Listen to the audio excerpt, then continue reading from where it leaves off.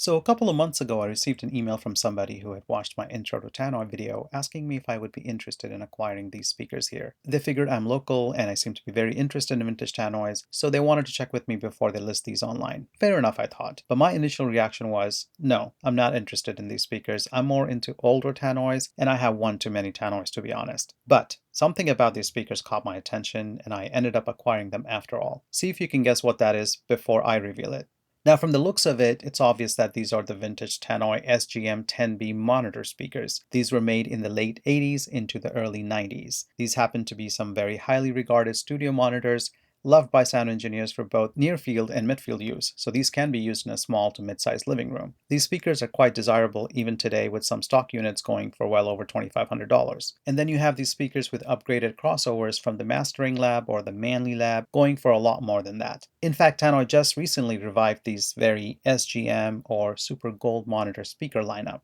So now you're thinking, great, it's a popular Tannoy speaker, so what? But that's not it. What really sets this particular pair apart is the driver. The vintage SRM10 and the SGM10 speakers came with the Tannoy 2558 10-inch driver, which is a highly regarded driver in its own right. However, on these speakers here, if you notice, the chassis color of this driver does not match the 2558 driver. The 2558 had a gold chassis, and this one here has this gray beige chassis. And that, along with these giant dust caps, was an indication for me that this is not the 2558 driver, and that's what got me interested in these speakers. As a fan of vintage Tannoy, I knew that this particular color on chassis meant that this had to be an older driver, much older than the 2558. The 2558 driver is from the 80s and had a single ceramic magnet and gold chassis. This chassis color here indicates that this has to be one of the older vintage Alnico drivers from Tannoy. Even the monitor HPD10 driver from the 70s had a gold chassis, so this gray beige chassis points to the vintage monitor gold drivers from the 60s that came with the giant Alnico magnets. Most people may be familiar with the monitor gold 12-inch and the 15-inch drivers,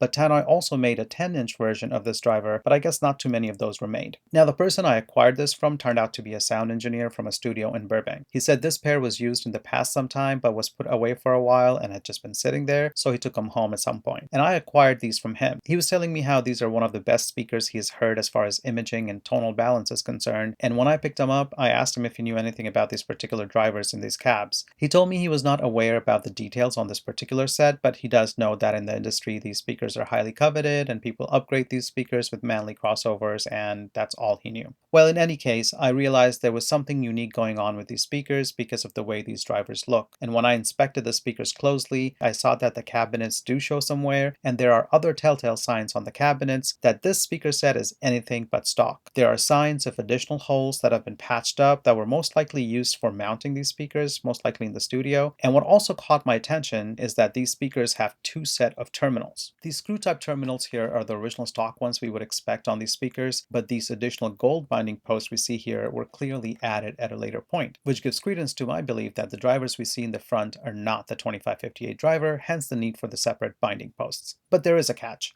I don't see the treble controls that came with the vintage gold drivers. These would be a couple of black knobs on a brown plate that attaches to the crossover. These are usually found on the back of the speakers, but I don't see them here, which may indicate that they may not be using the original crossovers with these drivers. There are these treble controls in the front here, but these are stock controls for the 2558 driver, which these are not. Are they using these controls with these drivers? If yes, then that would mean that they're using the newer 2558 controls and crossover with these older drivers. But if they were doing that, then why do they have an additional set of binding posts in the back? In order to use these controls in the front here, you would have to connect the cables to the original stock terminals, but I was told the gold binding posts are the one that are functional. So the bottom line is, these speakers really confused me with the setup here and bothered my curiosity to a point that I decided to purchase them and figure it out myself. So I want to open these with you and see what's going on in there. We see these 4 screws here. We should be able to unscrew these, and that should get the driver out. Let's go. The best way to remove any vintage Tannoy driver from a cabinet is to gently lean it back a little against a wall or a couch, that way the driver does not fall out. These vintage drivers can be really heavy and lopsided due to the weight of the giant Alnico magnet in the back, so it's best to lean them back a little so that there is some gravity acting on them and they won't just fall out. If you can lay it completely flat, that's an option as well, but depending on the speaker terminals, you may not be able to do that. So just leaning the back a little works. I've heard of many scary stories from individuals who did not do this and were not prepared when the driver fell out, and they proceeded to tear through the paper cone of the driver from the sheer weight of the driver falling out unexpectedly. So here's the last screw, and now let's gently pull it out. And yep, it's the monitor gold driver as I suspected. And I see something else in there. Let me put the driver away and put a flashlight on. And there is the turbo control I was talking about. Wow, that looks mint. And there is the crossover that's sitting under it. And it looks like they've kept the stock crossover in here as well, but it's not connected, I guess. Tannoy made a specific crossover for these 10-inch drivers, and they had a separate crossover for the 12-inch and 15-inch units. Let me confirm that the crossover is for the 10-inch driver. And yep, that 3LZ there confirms that the crossovers are original matching crossovers for these drivers. So yeah, there you go. These are the original monitor gold drivers from the 60s. Just look at the size of that magnet. Wow. Now, I have to tell you, the whole reason Tannoy's subsequent models and lineup, even up until today, have the word gold in them is because of the legacy of these original monitor gold drivers. These vintage drivers were so popular that Tannoy never really let go of the gold moniker. I actually have the bigger 15-inch version of this very driver in the GRF speakers these are sitting on top of, and this is just a smaller version of the monitor gold in the 10-inch size, which makes the speakers even more cool and valuable as the 10-inch monitor driver is quite rare. They were part of the original Alnico drivers from Tannoy, and what's also great is that they have the original crossover from the 60s in here, and they've also kept the newer SGM crossover intact, I guess to swap it back to the 2558 driver if they want to, I don't know. But that explains why there are two sets of speaker binding posts in the back. The stock terminals connect to the SGM crossover that came with the cabinet originally, and the other set is for the vintage monitor gold crossover. It's like a hybrid speaker. This cabinet here is a solid cabinet. It's quite heavy. This is the SGM10B cabinet from the 80s, as evidenced by the stamp here. This is from July 1987, which makes these cabs themselves vintage at close to 40 years old. But the drivers and the crossovers in these cabinets are vintage monitor golds from the 60s. So it's a rare hybrid speaker with cabs and drivers that are at least a couple of decades apart. The cabs are from the 80s, the drivers are from the 60s.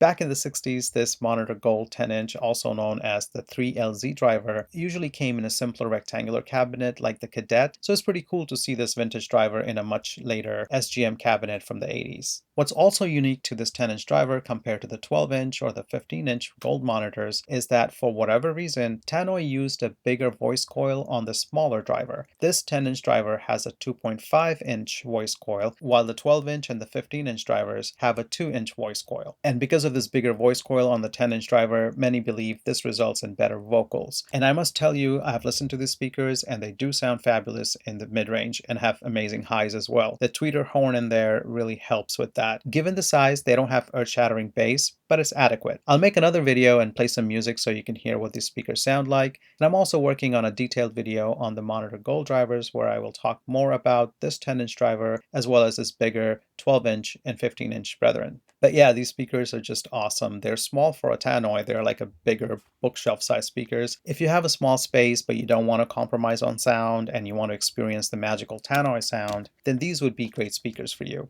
I would love to keep these speakers in the office or something, but I have too many Tannoys and I'm afraid I'll have to pass these on to a good home somewhere sooner or later. But for now, I'm just enjoying listening to these puppies. Thanks for watching.